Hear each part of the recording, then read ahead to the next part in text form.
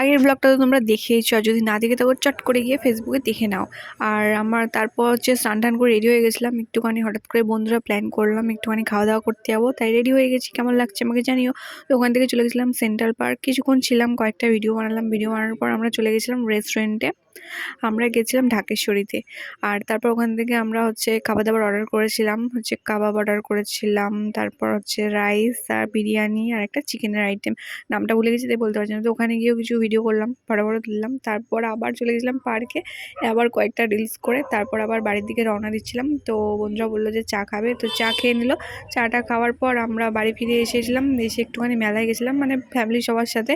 তো মেলা টেলা ঘুরে এখানে দেখতে পাচ্ছি কত সুন্দর সুন্দর সব জিনিস বিক্রি হচ্ছিল। আমি এরকম গাছ কিনেছি আর টাকায় এরকম খেলনা বাটি কিনে দিয়েছিলাম। তো তারপর আবার ঘুরে টুরে বাড়ি চলে আসলাম। আর এখানে দেখো কত সুন্দর সাজিয়েছে। তো বাড়ি এসে চিকেন পকোড়া খেলাম। দেখো নেক্সট ব্লগে, বাই।